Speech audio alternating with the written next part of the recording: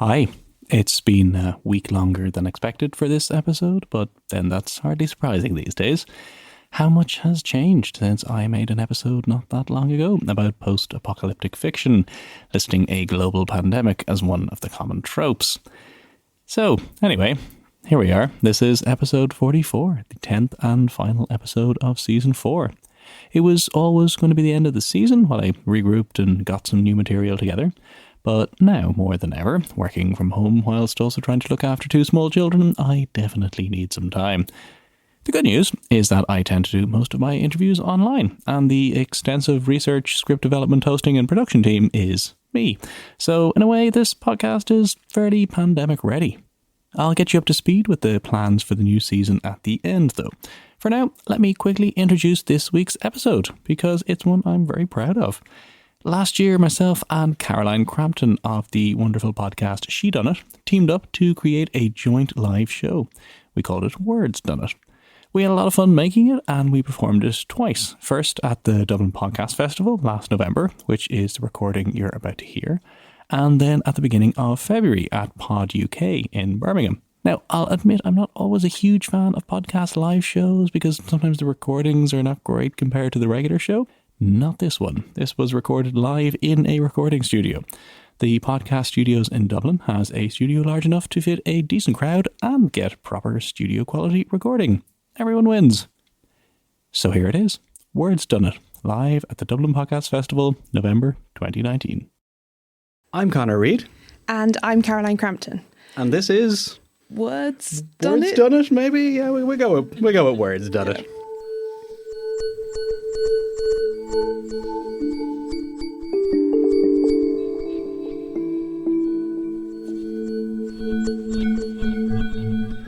If there's such a thing known at the doctor's shop as a detective fever, that disease had now got fast hold of your humble servant. So states Gabriel Betteridge, one of the narrators in Wilkie Collins's The Moonstone. Published in 1868, it was one of the first ever detective novels in the English language. In 1868, detective fever had very much set in. 150 years later, the disease has got hold of us all and never let go. Detective fiction, and crime fiction more generally, is everywhere. Crime is the biggest selling genre of fiction, and last year in the UK, sales of crime fiction overtook sales of general fiction for the first time ever. Detective stories have found their way into every medium, from blockbuster films to stage shows, comic books, computer games, podcasts, not to mention the staggering number of detective TV shows. The detective story is a central part of our culture. It can be light entertainment and escapism, or something far more serious, interrogating and questioning the world around us. And the story of how we all came to be gripped by detective fever, like the best detective stories themselves, is complex, intriguing and fascinating, and full of twists and turns. There are lots of claims to the first ever detective story in English. In terms of influence, though, it's pretty well accepted that if you're going to start somewhere, you should start with Edgar Allan Poe.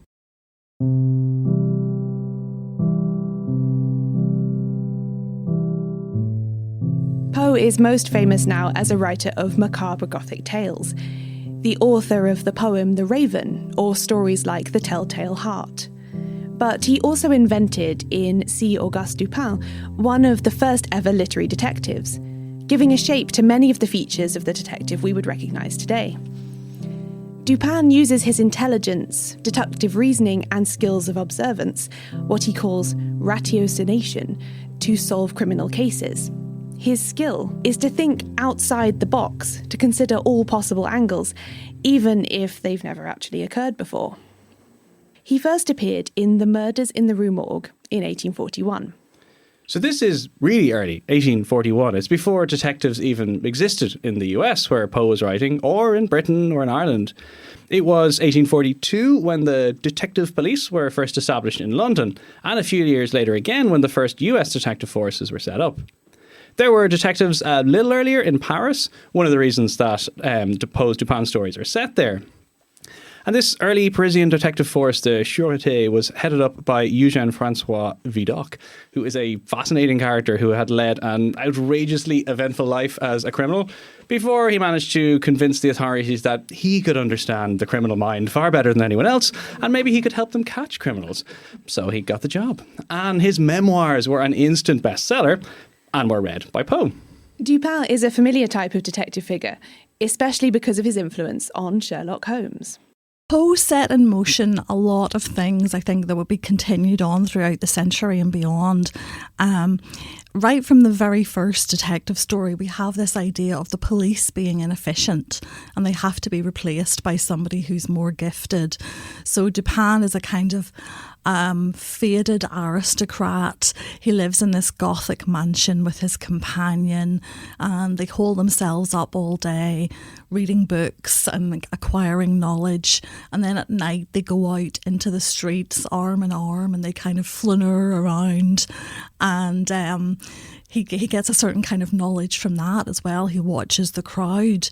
So these are things I think that Doyle especially would continue to use later on in the century. So this is Dr. Claire Clark, Assistant Professor of English in Trinity College Dublin, around the corner, who I talked to about all things 19th century crime. In The Murders in the Rue Morgue, an unnamed narrator and Dupin are out strolling. So they've said nothing for about 15 minutes when suddenly Dupin speaks, agreeing with the narrator about a certain actor's unsuitability for a part.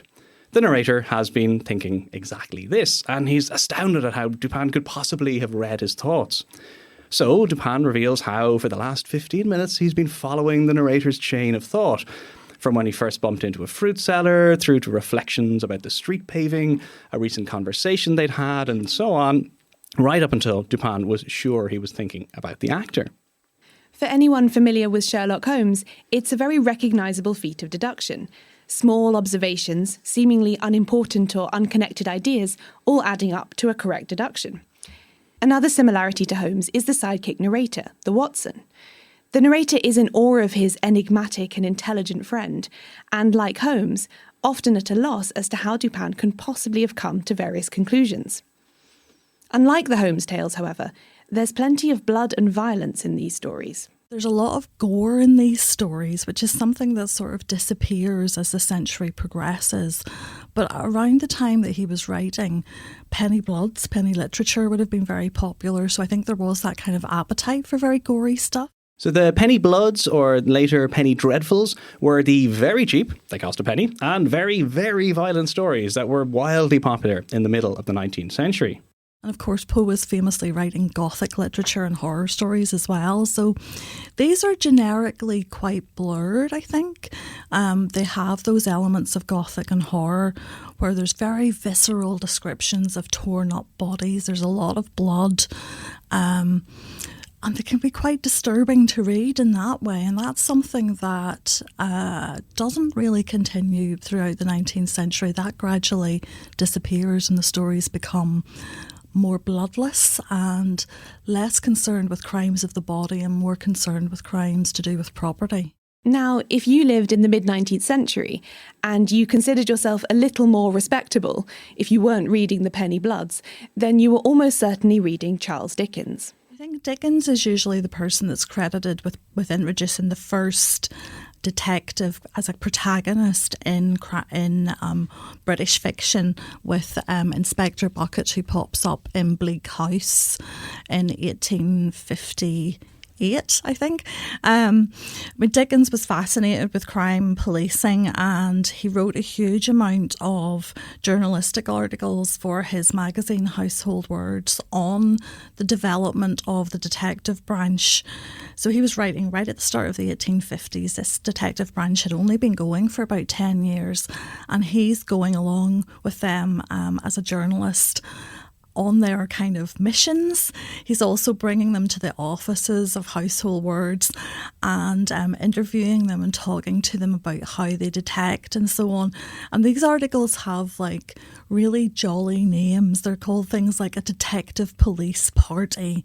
So he's really doing a PR job for the police. This was a time when people were deeply suspicious of detectives. They were frequently compared to spies, and they were far from welcomed by the victims of crime they were enlisted to help. The upper classes were not happy about a lower class, uneducated man invading their privacy and asking awkward questions. In Collins's The Moonstone, for example, a precious diamond goes missing, and the best detective in the country is asked to help to solve the mystery. But the wealthy family and their guests are deeply unsettled by his presence in the house and attempt to send him away again. The servants, too, are unwilling to cooperate with the detective, and their attitude is typical of many in the working classes of this time, who would have been very suspicious of an authority figure snooping around their lives or asking them to account for their actions. So Dickens is really instrumental, I think, in beginning to change the perception of the police to something more positive. In these articles, he's talking about these men, and he really emphasises their morality, their dedication, their skill, their respect. I mean, he enthuses at length about these characteristics. But quite a lot of critics now seem to think that, yes, in fact, Dickens did play a big part in a shift in attitudes towards the police through these kinds of articles. So Dickens never wrote an outright detective story, although a few of his works came pretty close. The Moonstone, on the other hand, is much closer to what we would recognise as a modern detective tale, and is often considered the first detective novel in English. And so, through the 1860s and 70s, the detective story grew in popularity, and real-life detectives became a more familiar concept. This was also the period of sensation fiction, a wildly popular genre that very much overlaps with the detective tale. Sensation fiction combines elements of the Gothic with crime and mystery. The novels usually have a central mystery or terrible secret, someone trying to solve it, and lots of outrageous, i.e. sensational, plot elements that just about stay within the bounds of realism. The most famous examples are Wilkie Collins again with The Woman in White and Mary Elizabeth Braddon's Lady Audley's Secret. Yeah, Lady Audley's Secret is a fantastic, absolutely mental novel in both plot and commercial success as well. It was basically the Gone Girl of the 1860s. And then, in 1887, everything changed. Is that right? I mean, did everything change? No, actually, not really. 1887 was the year of the publication of A Study of Scarlet, the first Sherlock Holmes story. But actually, it wasn't really that much of a success. Partly, this is to do with the form of the story. It's funny, if you're familiar with Holmes from film and TV, and you've maybe read a few of the classic short stories, A Study in Scarlet is kind of a very odd experience. The entire second half of the novel is set in Utah in the 1840s. And it's just like, it's so unlike anything else or anything we kind of imagine when we think of Holmes. Whenever there are adaptations of A Study in Scarlet, whoever's adapting it kind of just goes, we'll just leave that bit out. So it's kind of unusual. However, the novel was good enough for Arthur Conan Doyle to get a commission for another Holmes novel, The Sign of Four, which was published in 1890. And it's a story that's very strongly indebted to Collins's Moonstone. It wasn't hugely successful either, but crucially, the key elements of Holmes's character were starting to come together.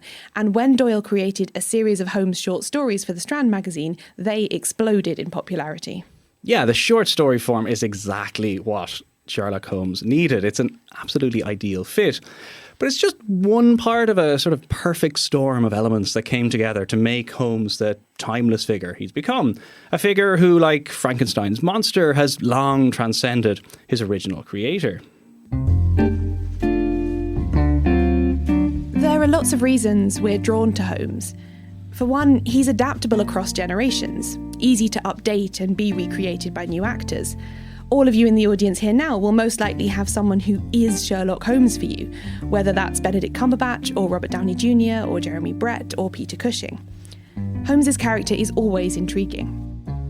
Holmes is enigmatic as well. We have Watson. Watson's very solidly middle class, and the reader can identify with him. They know that he's moral. They know that he's a good guy.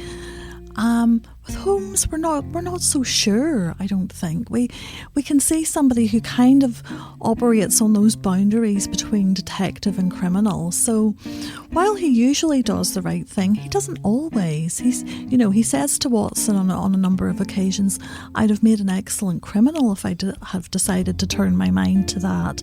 He shows a huge amount of admiration for the criminals who are really good at their jobs. So he takes drugs on occasion. He has these weird behaviours. There's just something kind of undefinable and enigmatic about him that I think was interesting right back in the 1890s and is still interesting today. And of course, the other thing about the Sherlock Holmes stories is that they're written by Arthur Conan Doyle, and Doyle is an incredibly skilled writer of genre fiction. Doyle, I think, as well, is, as Professor Darrell Jones has said, the best writer of genre fiction of the 19th century. It's true. Professor Darrell Jones has said this. Well, for me, Arthur Conan Doyle is unquestionably the greatest genre writer that Britain has ever produced. Looked at in the round, this was somebody who made obviously very, very major contributions to the field of crime writing and detective fiction, but he also made very significant contributions to historical fiction. He saw himself, wanted to see himself primarily as a historical novelist. That's where he thought his best work lay. He also wrote horror fiction, gothic tales of various kinds, which reflected his own developing interest, developing across the course of his life in the spirit world, the occult, and the supernatural. So he wrote a variety of these things. He wrote nautical tales, seafaring tales, adventure stories. He was a great writer of the British Empire. In fact, Sir Arthur Conan Doyle got his knighthood not, unfortunately, for services to detective fiction, which, really should have been the case, but actually because of his services to the British Empire in the shape of his writing about the Boer War. Doyle may have created a memorable and lucrative literary character in Sherlock Holmes, but that doesn't mean he was particularly happy about the situation. Yeah, his hatred of Holmes is very well known. He very quickly felt burdened by his creation, a character the public demanded more and more of. And as Professor Jones points out, Doyle himself did not see Holmes as his greatest work. Far from it. His grand historical fiction, now very rarely read, was his passion. And in later years, it was his fervent devotion to spiritualism that occupied him. In fact, in the later Holmes years, the stories simply became a way of funding Doyle's advocacy work for spiritualism. Spiritualism, by the way, was the hugely popular and surprisingly mainstream belief in this kind of period that communication with the dead was possible. This was a period of interest in table rappings and seances and spirit mediums and this sort of thing, and Doyle was an ardent believer. Now, Doyle may have grown tired of his consulting detective, but the reading public was definitely not done with the detective story. Doyle killed off Holmes in 1893, but there were plenty of people willing to fill the gap. At least until Doyle was forced to bring Holmes back again. Such was the public outcry. Imitators and knockoffs appeared everywhere. As with any suddenly popular form, writers started switching genres to write detective stories in the Holmes model. There was also lots of other detective fiction in this period, around the end of the 19th and the early 20th century. Today, however, it just gets completely overshadowed by Sherlock Holmes. So one of these works was Fergus Hume's The Mystery of the Hansom Cab, published in 1887, the same year, you'll remember, as Doyle's A Study in Scarlet. By contrast, we have Fergus Hume, who is a New Zealand national who's based in Australia, and he publishes this, what has been called a late sensation novel, but it's a sensation novel that features a couple of police detectives who are massively corrupt. And he publishes this, first of all, in Melbourne, and it sells out within days, and people can't get enough of it. And he unfortunately sells the copyright to a rather unscrupulous businessman for a very small amount of money, and then it's republished in England, where it once again sells in its hundreds of thousands. So Doyle is pretty bitter about this. When you read his letters to his mother, he kind of says, "Oh, I've read The Mystery of a Hansom Cab. It's a scam. It's terrible. It's been sold just by puffing." He really doesn't like the fact that it's done so well. But that's a novel that somehow gets omitted from most people's memories, I think, of the development of the detective genre. Then there were also the imitators, those who saw the success of Doyle and Hume and wanted in on the action. Authorship was getting professionalised and people were happy to write to order. A few of my favourites, I guess, would be an Irish writer called Elizabeth Thomasina Mead, who is from Cork.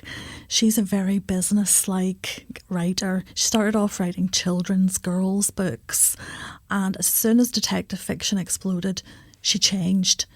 She completely changed and started writing detective stories. And her first sort of few series of detective stories feature doctors usually as investigators. So I guess she's been credited with inventing the medical mystery. So if we don't have her, we don't have things like Diagnosis Murder. And what a loss that would be. What a loss. Well, think about it for a minute. Why would a man set the timer for a pot of morning coffee if he was going to kill himself the night before? Habit? Well, maybe. How about this? He makes the coffee, sets the timer, watches a little TV, gets depressed, and swallows a handful of pills. What do you suppose he was watching? Another writer that I really love, who is not massively well known anymore, is Arthur Morrison, who, if he's known at all, is as a writer of slum novels, so novels that are depicting the brutality of life in the London slums in the 1880s and 1890s. These are very brutal, pessimistic novels.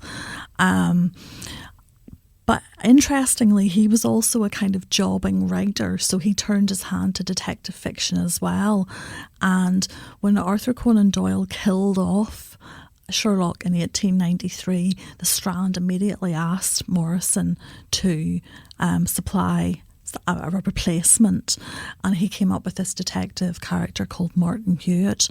Now, Martin Hewitt doesn't really stand the test of time very well, because I think what Morrison did with those stories is really just write slightly inferior Sherlock Holmes stories with a character who is based on the identification of opposites.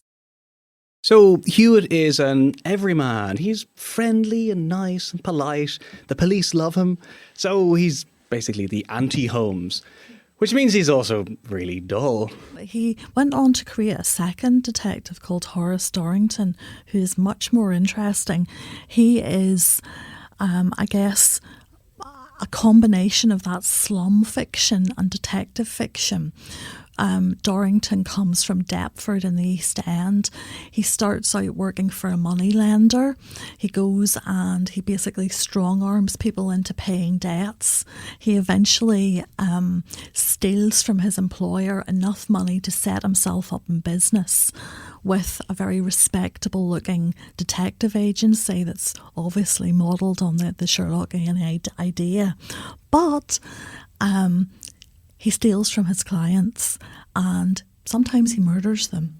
So these are brilliant. I find them absolutely fascinating. They were published in 1897 and I think they really kind of puncture that idea that Victorian detective fiction is conservative, is all about the restoration of order, and that detectives are very moral and so on.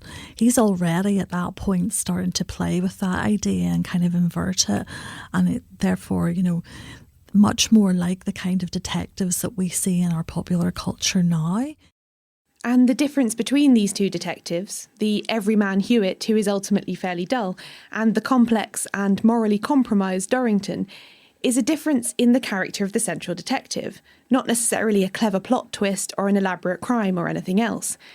The best detective fiction has, at its heart, truly memorable detectives.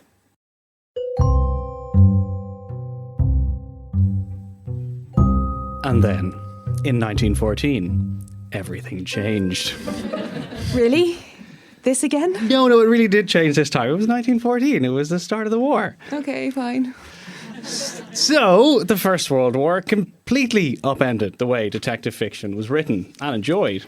Yep, this is true. In the aftermath of the horror and the carnage, survivors wanted to cast off the gloom of the past 4 years and enjoy themselves. The day the armistice was signed in November 1918 was actually a moment of great revelry and celebration, with people commandeering buses to turn into mobile party vehicles, dancing in the streets, and having one-night stands with strangers. The reverential memorials of the end of the war, where people wore black and laid wreaths of poppies, came in later years. The first collective reaction to the end of the war was to give high spirits free rein and let off steam. And this atmosphere quickly found its way into the popular culture and pastimes of this post-war moment. Something called play fever swept through the UK, with crosswords, parlour games, treasure hunts and puzzles suddenly really common leisure activities. And it was this interest in cerebral distraction that helped to bring about an especially prolific period for detective fiction. From the early 1920s onwards, crime writers built on the work of Poe and Doyle and others who'd come before them with huge success. There are detective novels from this time that deal directly with the aftermath of the First World War, such as The Unpleasantness at the Bologna Club by Dorothy L. Sayers from 1928, which is set in a gentleman's club for war veterans in London and revolves around the memorial events of the 11th of November. Most stories from this time, though, address the war more obliquely, if at all, and instead focus on creating an entertaining and suspenseful plot. This period from the early 1920s until roughly the start of the Second World War became known as the Golden Age of detective fiction. The reading public seemed to have an insatiable appetite for stories where sleuths standing in for the reader pitted their wits against criminals trying to get away with murder in all sorts of creative ways. To give you some idea of just how popular they were, it's said that by 1939, a quarter of all fiction being published in the UK was crime fiction. Many of these books were seen as another form of puzzle, another form of light-hearted post-war distraction from the difficulties of life. One critic, Alison Light, calls the detective fiction of this time a literature of convalescence for this reason. The world was in recovery after a period of major trauma, so serious, heavy fiction was unlikely to do the trick. Detective fiction, though, keeps the mind engaged without challenging it unduly. Light argues that the overall effect of these books is preoccupying, the mental equivalent of pottering, which works more to relieve generalised anxiety than to generate strong emotion. Of course, this isn't to say that detective fiction suddenly changed as soon as the First World War ended. Literary boundaries are always porous. There were books published before 1914 that exhibited a lot of the characteristics that would later be associated with the Golden Age. And many of the crime writers in the 1920s looked up to authors like G.K. Chesterton and Arthur Conan Doyle, and they thought of their own work as more or less of a continuation. Later, the label Golden Age has also come to be associated with a certain style and set of tropes, so you might still see novels being published today that are described as Golden Age. In addition, several of the leading detective novelists in the interwar period had long careers spanning many decades, so it's not always clear when their work just sort of stops being Golden Age in that way. It's all a little complicated, but there are a number of characteristics of a detective story from the Golden Age. Even if you've never really thought about this precisely, most of these will be familiar to you, I expect. Here's critic Howard Haycraft summing up the post-First World War detective story. The new style story is more natural, more plausible, more closely related to real life than the old style, and it's generally better written. The author is more careful to play fair with his readers. Attempts to startle and amaze are fewer. There is less hokum, or at least the hokum is less obvious and obtrusive. And the detectives are less eccentric and more human, less omniscient and more fallible. Fair play was felt to be very important too, which meant that all the clues to the murderer's identity should be planted through the story so that readers could work it out before the detective, if they were smart enough. As a result, red herrings, such as false clues or suspects planted by the writer to distract both sleuth and reader, make a regular appearance, as writers tried to walk the line between playing fair and keeping the reader in the dark. Another popular trope is the closed circle of suspects. somebody in this room. This can be created either with a location, like a country house or a train, or you might have external conditions like terrible weather. But either way, it keeps the list of possible murderers very short and rules out a less satisfying, a random stranger did it sort of an ending. The locked room murder is also a Golden Age classic, where a victim is found dead in a secure room despite the fact that it seems like nobody could have got in to kill them. And this setup exists before the Golden Age, and actually Poe's Murders in the Rue Morgue is one of the earliest examples of it. But by the 1920s, the locked room mystery was so popular that you could almost consider it a subgenre of its own. It acquired a second name, the impossible crime, and writers like John Dixon Carr in the 1930s pushed the possibilities of this device even further. With the popularity of detective fiction thriving in the 1920s, some of the foremost practitioners of this genre began to feel like they wanted some kind of collective, a group where they could meet and discuss their work. The result was the founding of the Detection Club in 1930, which brought together writers like Agatha Christie, Dorothy L. Sayers, Marjorie Allingham, Anthony Berkeley, and others.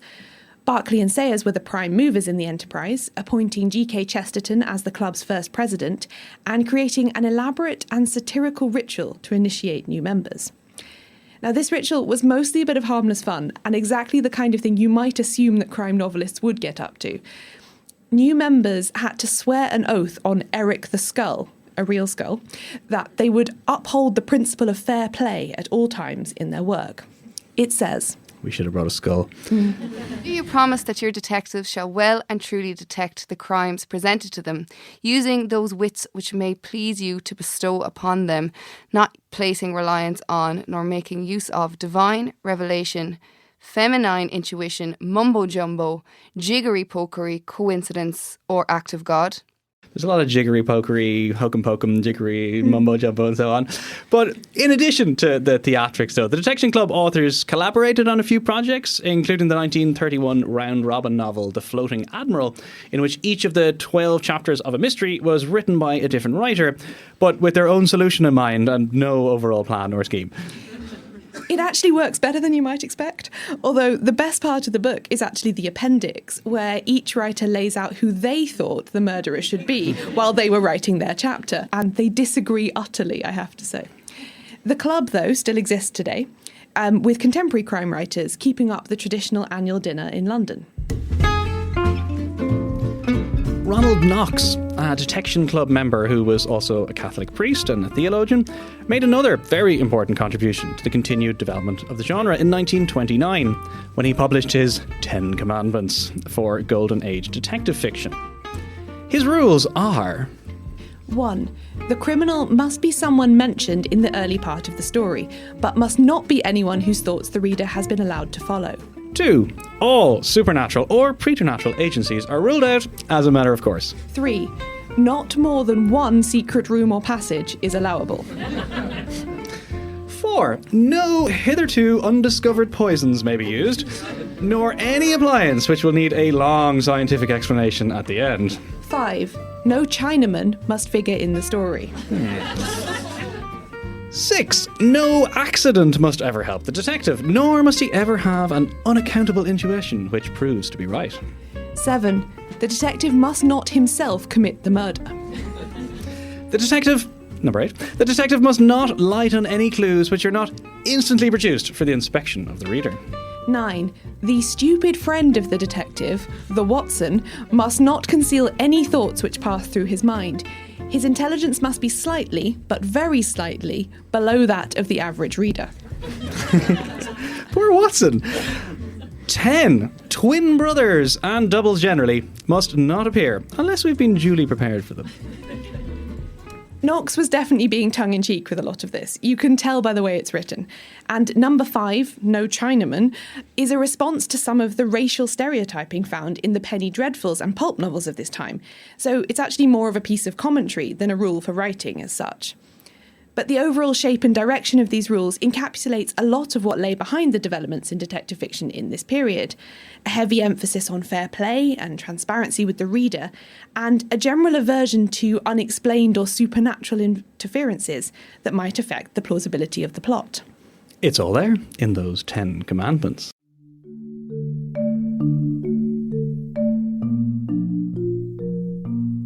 Of course, one name stands out above all others when thinking about detective writers from this period.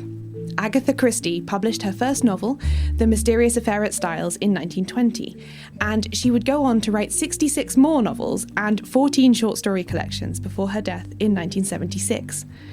Her most famous sleuth, the retired Belgian policeman and First World War refugee Hercule Poirot, is introduced in that first novel. Miss Marple, her elderly spinster with the dazzling analytical mind, came along in a series of stories that began appearing in monthly fiction magazines in 1927, before being collected together as a book called The 13 Problems in 1932. Christie had other regular detective characters as well, including married couple Tommy and Tuppence, the crime writer Mrs. Oliver, Parker Pine, and Mr. Satterthwaite. But it is Poirot and Marple that achieved global recognition and continued to be adapted on screen today. It's difficult to pinpoint exactly why Christie is, for so many people, the definitive detective novelist from the interwar period. I'm sure there are plenty of Christie fans here. I mean, not least because so much of her work was actually published in later decades. Critical consensus has kind of ebbed and flowed about whether her writing is genuinely of high quality or if the attraction lies solely in her skill with puzzles. Either way, she is one of the best-selling authors of all time, and her 1939 thriller And Then There Were None is said to have sold something over 100 million copies since it was published.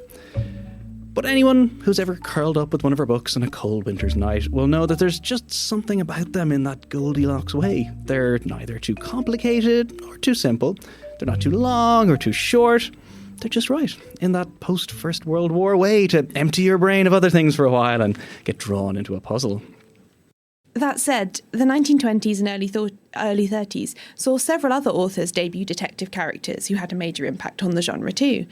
Dorothy L. Sayers' Lord Peter Wimsey first appeared in 1923, Marjorie Allingham's Albert Campion and Gladys Mitchell's Mrs. Bradley both came along in 1929, and Niall Marsh's Roderick Allen turned up in 1934.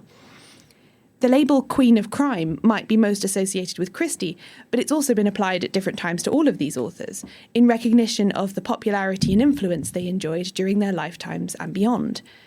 Sayers and Allingham are still pretty widely read today, but Mitchell and Marsh both experienced something of a slump in the latter part of the 20th century, although new editions and biographies have heralded a revival in their readership more recently.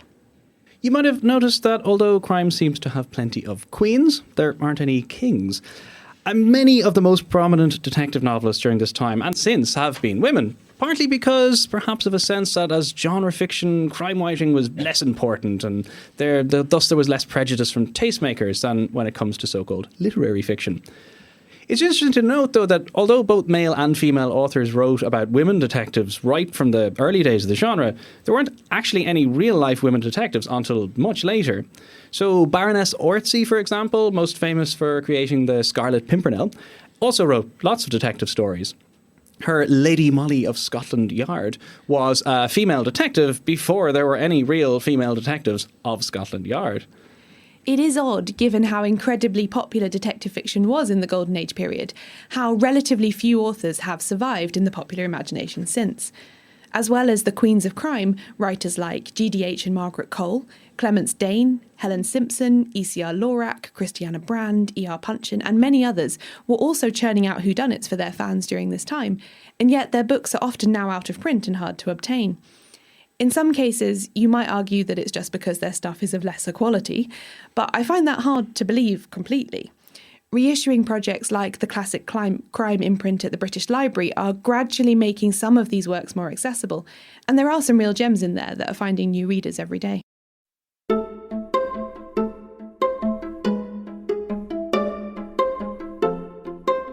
If the First World War helped to create the market for Golden Age detective fiction, then the outbreak of the Second World War marked the end of that phase. That post-trauma appetite for escapist puzzles ebbed away in the face of another catastrophic global conflict. Societal norms were shifting fast. The prescribed class roles and stereotypes that had bolstered the conventions of interwar detective fiction were beginning to break down. The world was changing, and crime fiction had to change with it. Here's Moira Redmond, a journalist and longtime fan of detective fiction, explaining a little bit more. It was George Orwell, I think, wasn't it, who said, well, as the divorce laws get easier, will there be fewer murders? Because people don't need to murder their partner anymore. They'll divorce them. Maybe it wasn't quite as stark as that, but it's certainly true that the post-World War II detective novel began to grapple with bigger issues than it had in the interwar period. A lot of stuff that's in the 50s would be considered golden age if it had been written 10 years earlier. But the differences are that people were able to write more freely about sex and so on, and that there's sometimes a perception that the 50s murder stories were they were very middle class. They were about people talking in very stilted way as they had another sherry. But actually they were looking deep into family life in a way that some of the 30s books weren't able to do so much. So that actually they're a really interesting direction to go in. Another thing was that they reflected a feeling of restlessness after the war, that people had moved. Agatha Christie's very big on this, that people weren't as sure of their roots after the war, and that's reflected in the fiction. Some big names like Agatha Christie and Marjorie Allingham kept writing stories for sleuths that they'd created in the 1920s, although their fictional worlds shifted in subtle ways to take account of the war and its aftermath.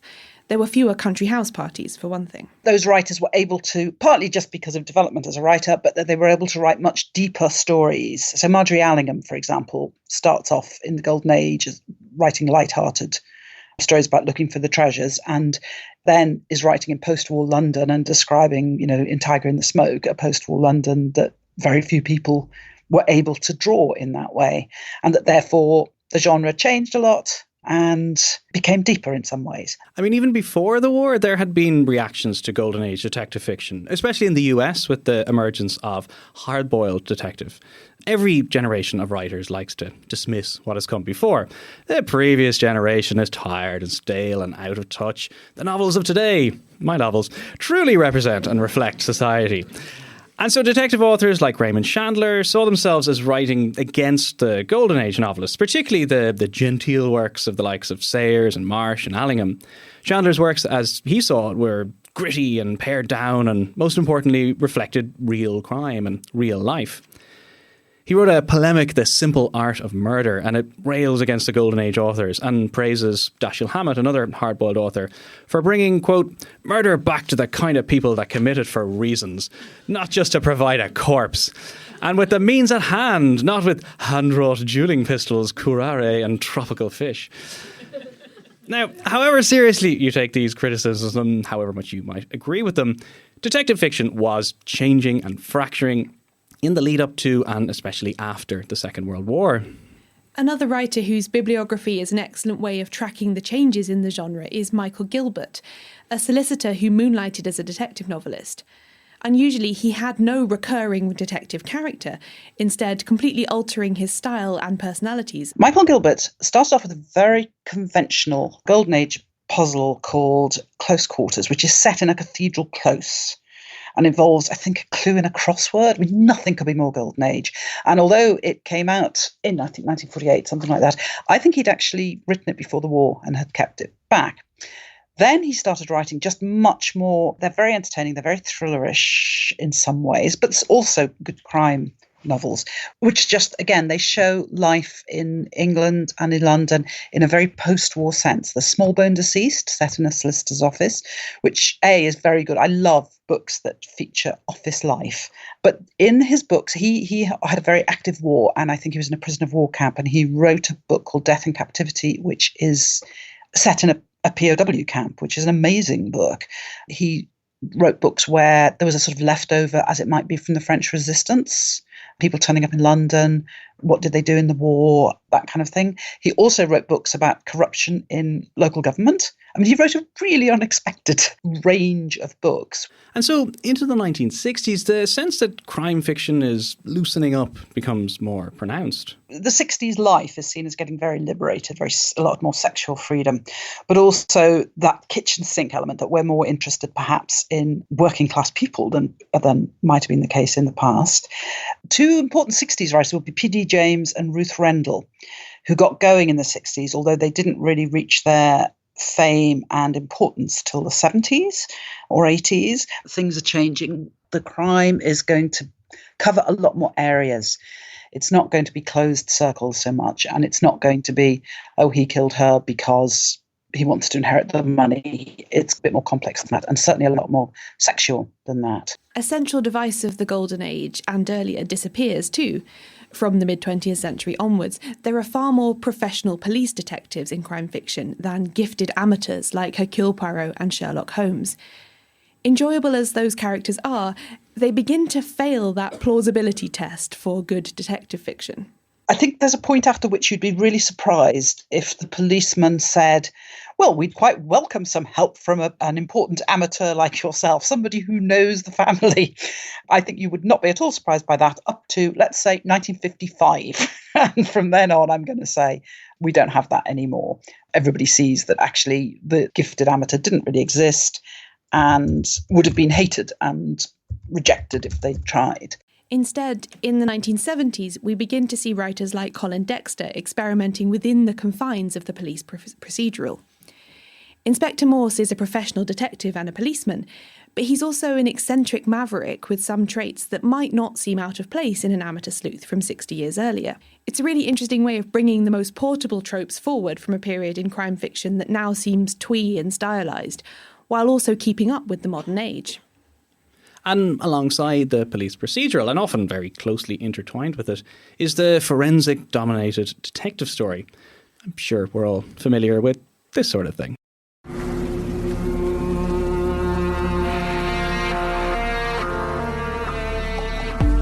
Talk me through what you're doing.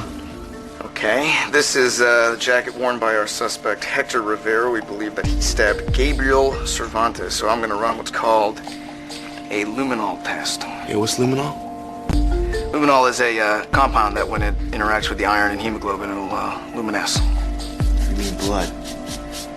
Yeah, nothing vanishes without a trace, especially blood. Stabbings are very bloody, so if there is blood on this jacket, luminol will cause it to glow.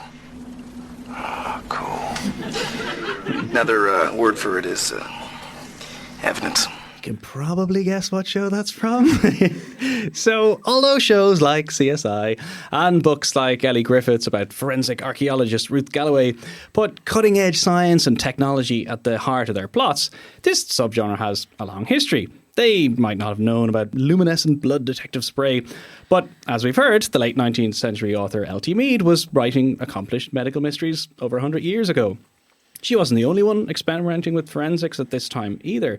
The British author R. Austin Freeman debuted a recurring character in 1907 called Dr. Thorndyke, who's described as a medical juris practitioner, which essentially amounts to what we would today call a forensic investigator.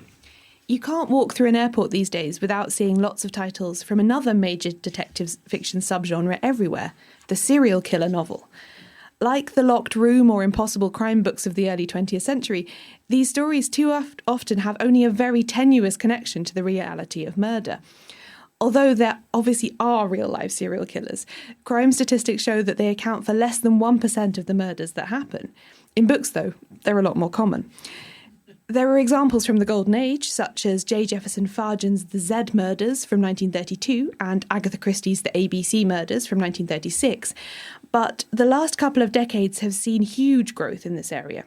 You'll find serial killers in books by everyone from Karen Slaughter to Joe Nesbo to Dean Koontz and more. It's one of the things that I find mysterious, actually. I really don't know, because it is such a huge subgenre which kind of came from nowhere almost.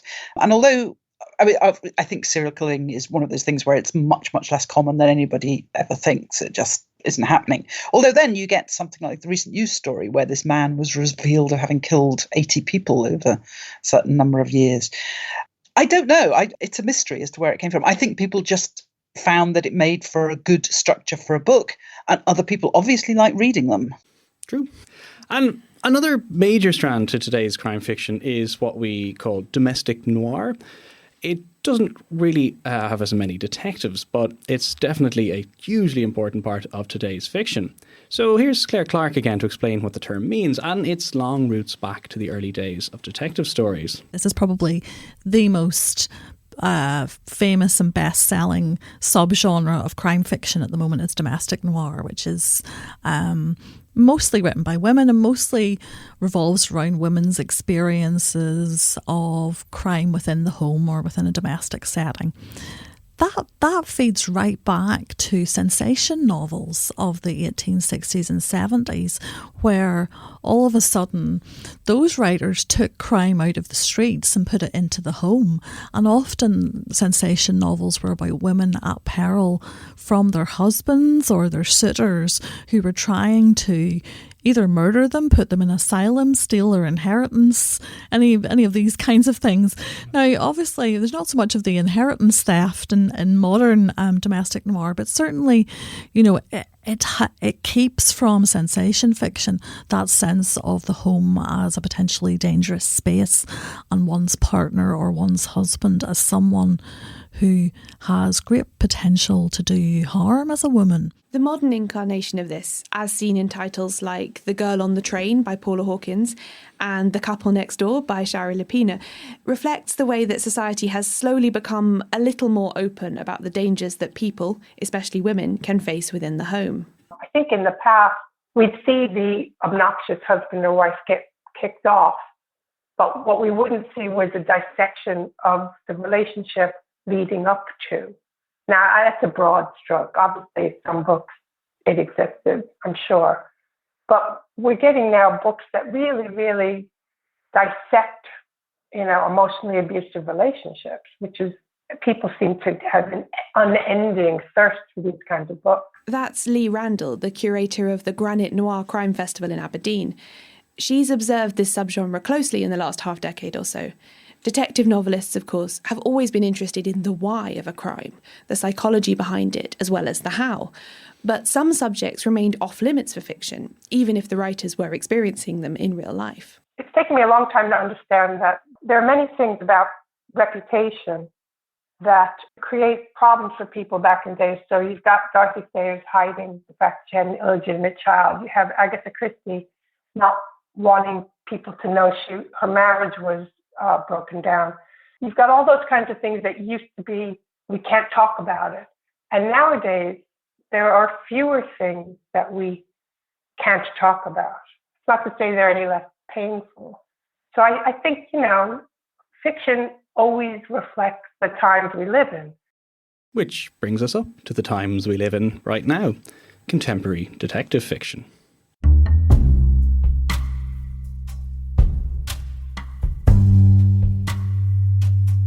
For so many readers of detective fiction today, when you think of international fiction, you think of Scandinavia.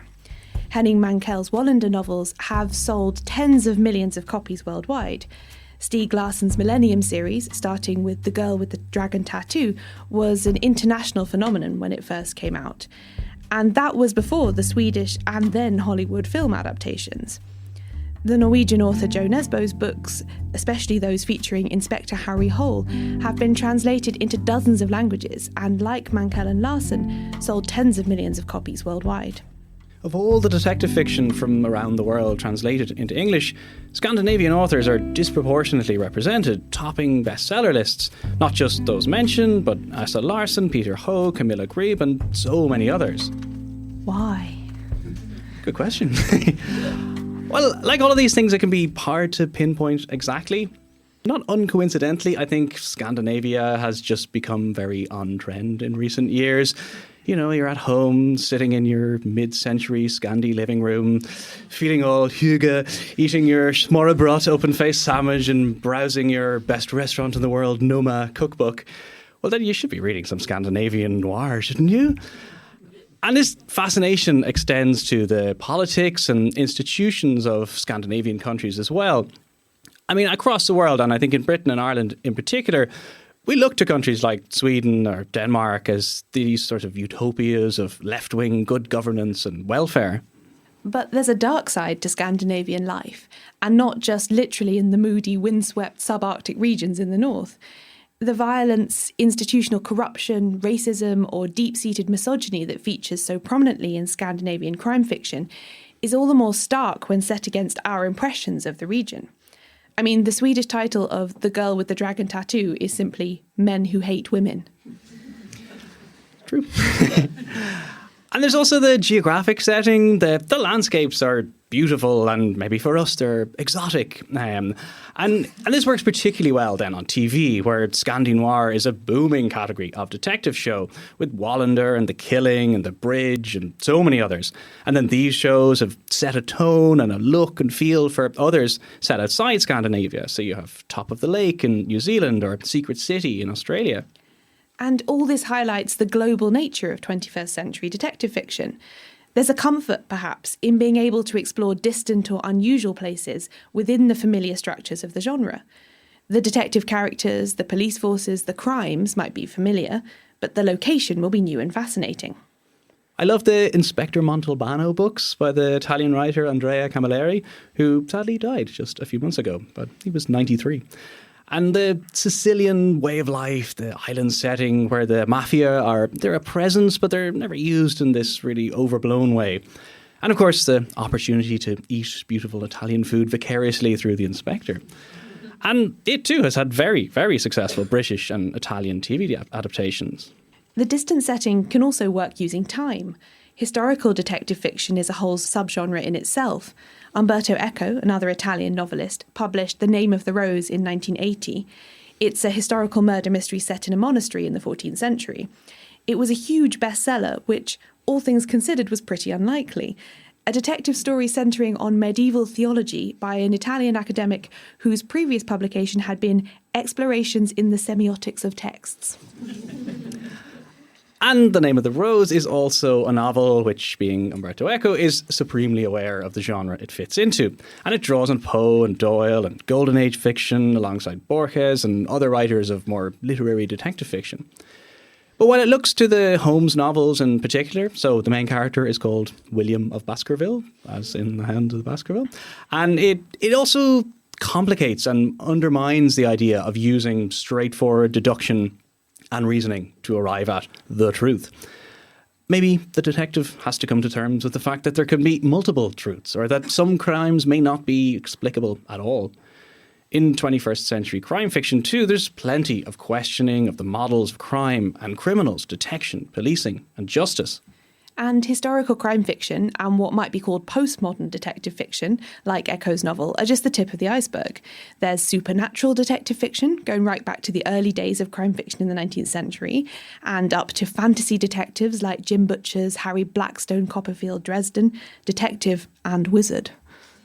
There are science fiction detective novel stories like China Miéville's The City in the City, which is a fantastic novel, or Adam Roberts' Jack Glass. You have horror detective novels, maybe like Thomas Harris's Hannibal Lecter books, and on. And the 21st century has seen the detective genre infiltrate so many others in literature, TV, film, comic books, computer games, and more. And this fracturing of genres, styles, media, it's also come with a move towards far more diverse representation.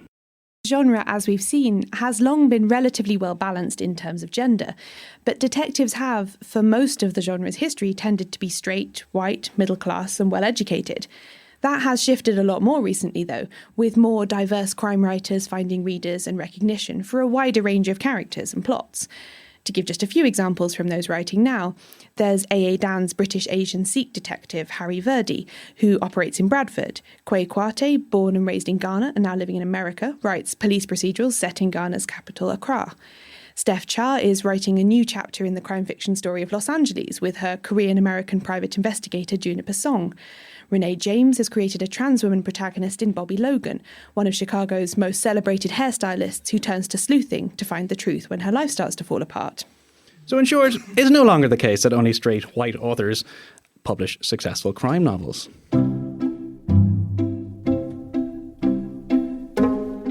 So why read detective fiction at all?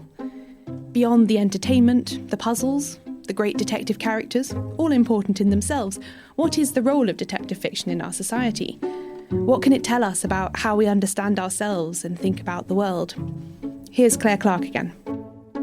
The best detective fiction raises questions, I think, about institutions. So the church, the state, the police, all of those kind of institutions in which we have traditionally placed our trust. And, just as good journalism uncovers corruption and wrongdoing in those institutions, crime fiction can examine those as well. And, I think in the modern world, more than ever, we are increasingly not turning away from those kind of uncomfortable truths about institutions. Just as so many detectives interrogate their suspects to get to the truth, detective fiction plays a crucial and fascinating role in interrogating the world around us. And it has a lot of fun in the process. Thank you.